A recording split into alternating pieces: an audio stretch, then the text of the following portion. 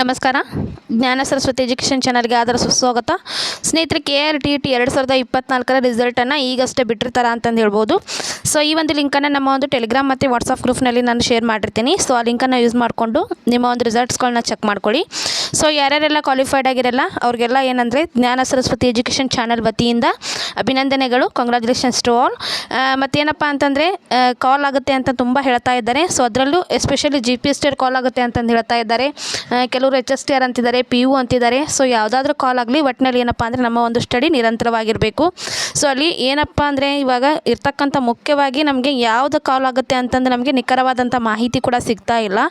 ಜೊತೆಗೆ ಅದೊಂದು ಕ್ಲಾರಿಟಿ ಇಲ್ಲದಂಗೆ ಆಗಿದೆ ಅಂತಂದು ಹೇಳ್ಬಹುದು. ಪ್ರತಿದಿನವೂ ಕೂಡ ಒಂದೊಂದು ಸ್ಟೇಟ್ಮೆಂಟ್ಸ್ಗಳನ್ನ ಕೊಡ್ತಾ ಹೋಗ್ತಾ ಇದ್ದಾರೆ.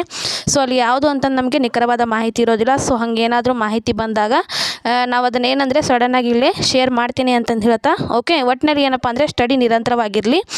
ಮತ್ತು ಯಾರ್ಯಾರೆಲ್ಲ ಕ್ವಾಲಿಫೈಡ್ ಆಗಿರಲ್ಲ ಎಲ್ಲರಿಗೂ ಕೂಡ ಕಾಂಗ್ರೆಸ್. ಮತ್ತು ಇನ್ನು ಯಾರು ಕ್ವಾಲಿಫೈಡ್ ಆಗಿಲ್ಲಲ್ಲ, ಸೊ ಯಾವುದೇ ರೀತಿ ಧೃತಿಗೆಡುವಂಥ ಅವಶ್ಯಕತೆ ಇರೋದಿಲ್ಲ. ಮತ್ತು ಡಿಸೆಂಬರಲ್ಲಿ ಮತ್ತೆ ಏನಂದರೆ TET ಕಾಲ್ ಆಗುತ್ತೆ. ಸೊ ನೀವೇನು ಮಾಡಬೇಕು, ಆವಾಗ ಮತ್ತೆ ಅಪ್ಲಿಕೇಶನನ್ನು ಹಾಕಿ ನಿಮ್ಮ ಅಂಕಗಳನ್ನು ಹೈ ಮಾಡ್ಕೋಬಹುದು.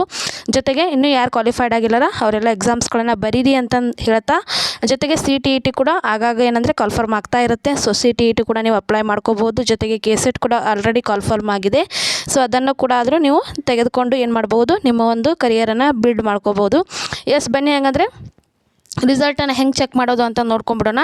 ಇಲ್ಲಿ ನಾನು ಲಿಂಕನ್ನು ಹಾಕಿದ್ದೀನಿ ವಾಟ್ಸಪ್ ಗ್ರೂಪ್ನಲ್ಲಿ. ಸೊ ನಾನು ಇವಾಗ ಓಪನ್ ಮಾಡ್ತಾ ಇದ್ದೇನೆ ಅದನ್ನು. ಓಕೆ, ಇಲ್ಲಿ ನೋಡಿ ಅಪ್ಲಿಕೇಶನ್ ನಂಬರನ್ನು ಕೇಳುತ್ತೆ. ಸೊ ಅಪ್ಲಿಕೇಶನ್ ನಂಬರ್ ಹಾಕಬೇಕು. ಜೊತೆಗೆ ಡೇಟ್ ಆಫ್ ಬರ್ತನ್ನು ಹಾಕಿ ಸಬ್ಮಿಟ್ ಅಂತ ಕೊಟ್ಟರೆ ಇಲ್ಲಿ ಏನಂತಂದರೆ ನಿಮ್ಮ ಒಂದು ಏನಪ್ಪ ರಿಸಲ್ಟ್ ಓಪನ್ ಆಗುತ್ತೆ ಅಂತಂದು ಹೇಳ್ತಾ, ಓಕೆ, ಎಲ್ಲರೂ ಕೂಡ ಟ್ರೈ ಮಾಡಿ. ಜೊತೆಗೆ ನಂದು ಕೂಡ ಕ್ವಾಲಿಫೈಡ್ ಆಗಿರುತ್ತೆ. ಬಟ್ ಏನಂದರೆ ಹೋದ ಸರಿಗಿಂತ ಅಂಕಗಳು ಕಡಿಮೆ ಬಂದಿರ್ತವೆ.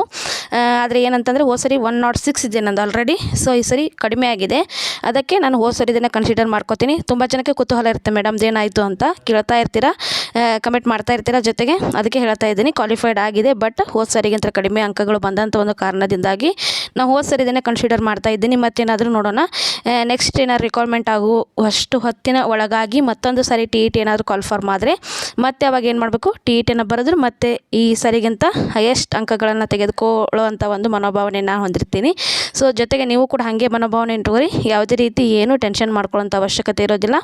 ಸೊ ಈ TET CETಗಳು ಏನಪ್ಪ ಅಂತಂದರೆ ಹಾಗಾಗಿ ಬರ್ತಾ ಇರ್ತವೆ, ಮಾಡ್ಕೋಬೇಕು. ಜಸ್ಟ್ ಏನಂತಂದ್ರೆ ಸ್ವಲ್ಪ ಹೈ ಮಾಡಿಕೊಂಡು ಅವುಗಳನ್ನು ನಾವು ಸದುಪಯೋಗವನ್ನು ಪಡಿಸ್ಕೋಬೇಕು. ಅಪಾರ್ಚುನಿಟಿ ಸಿಕ್ಕಾಗ ಯಾವುದೇ ರೀತಿಯಾಗಿ ಮಿಸ್ ಮಾಡ್ಕೋಬೇಡಿ ಅಂತಂದು ಹೇಳ್ತಾ, ಓಕೆ, ಇಷ್ಟಕ್ಕೆ ಈ ಒಂದು ವಿಡಿಯೋನ ಏನು ಮಾಡ್ತಾ ಇದ್ದೇನೆ ನಾನು. Okay, thank you all.